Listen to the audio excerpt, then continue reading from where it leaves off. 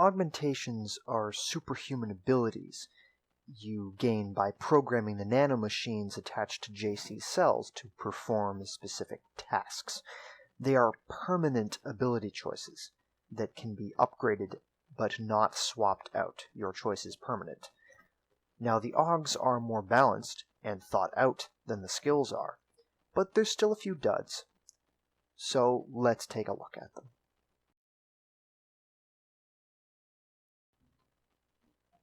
Microfiber muscle allows you to lift progressively heavier objects as you upgrade it.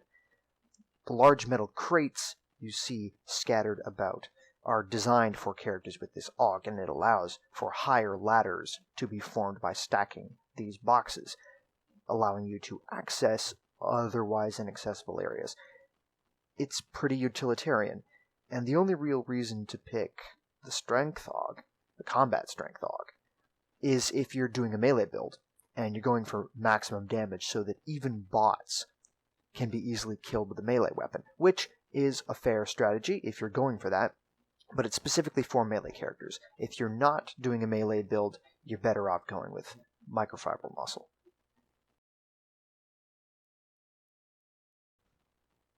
This is a no-brainer. Environmental resistance all the way. There's a fair few areas that are simply way less of a hassle if you can just pop on a hazard resistance aug, then have to scrounge for a hazmat suit, and then get through the hazard before time runs out. And, of course, pray you don't have to go back through it later because now you don't have a hazmat suit if you need to go back for something. Aqualung is basically there for people who don't want to upgrade swimming, but don't want to drown in those few swimming obstacles in the game. However, to give up being able to get through all the radiation traps that the game throws in front of you throughout the game is very much not worth it. Environmental resistance is clearly the right choice. Aqualung is a dud by comparison.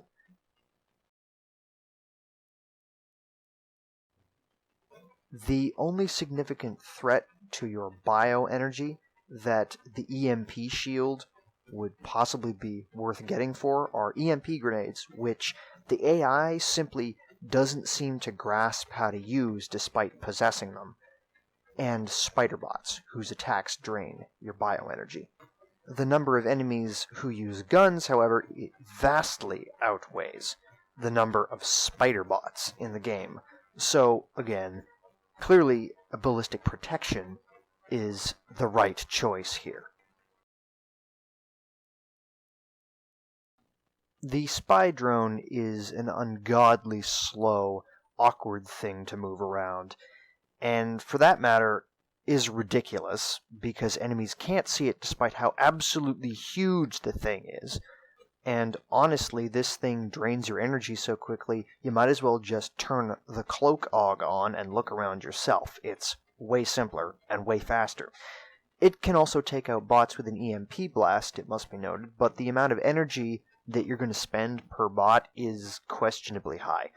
Aggressive defense protects you from rockets fired by GEP guns and commandos and millbots. These threats are much more common than places where you really need the spy drone, which are not in great supply.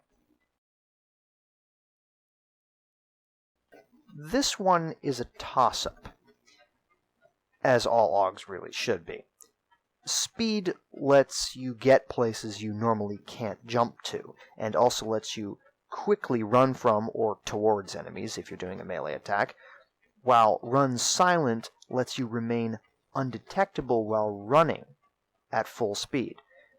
The former is clearly better for a combat character or just someone who wants to explore, while the latter is great for stealth runs, especially to run up behind somebody and whack them with the DTS. Pick whichever suits your playstyle.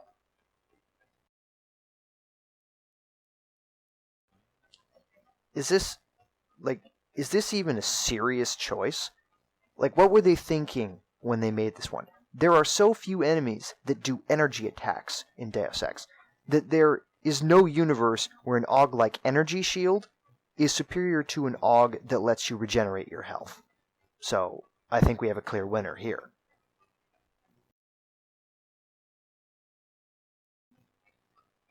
You could say it's a toss-up between these two, especially if your character is not well equipped to deal with bots and cameras. So in that case, you could make an argument for using radar transparency. But most enemies in the game are human or animal, so Cloak helps avoid them, and thus I would say that Cloak is more useful overall, but you do you.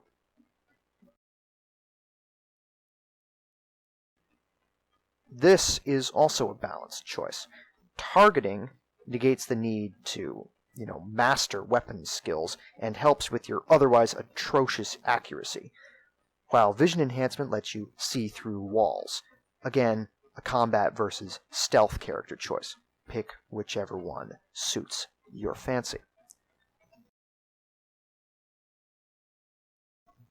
Now this is possibly the most agonizing choice you will make in the game.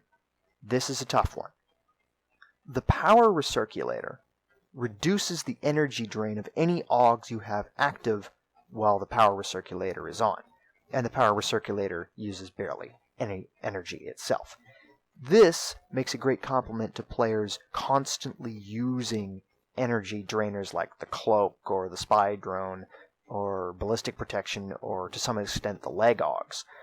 It lets you use your augs a lot more and makes your biocells go much farther. On the other hand, we have the synthetic heart, which increases all augs active at the same time as the synthetic heart by 1 upgrade level, for a hefty energy cost, of course. It will not increase your augs beyond level 4 if you've upgraded it to that level, but below that it does. This makes it extremely useful for a power playthrough, because there's only enough aug upgrades in the game to get all your augs to level 3. To get all your augs to be level 4, you must use the synthetic heart. It still makes you incredibly powerful, but it will also sap your biocells quite quickly away from you, so you won't be able to use your augs as often. The choice you have here comes down to how you use your augmentations. Do you have a few augs that you use all the time and that you'll probably upgrade to level 4 while mostly ignoring the rest that are integral to your playstyle? Use the power recirculator. Do you instead use all your augs and want to be able to make them all effective despite spreading out your upgrade canisters between them all? Pick the synthetic heart. If only all the aug choices in the game were this meaty,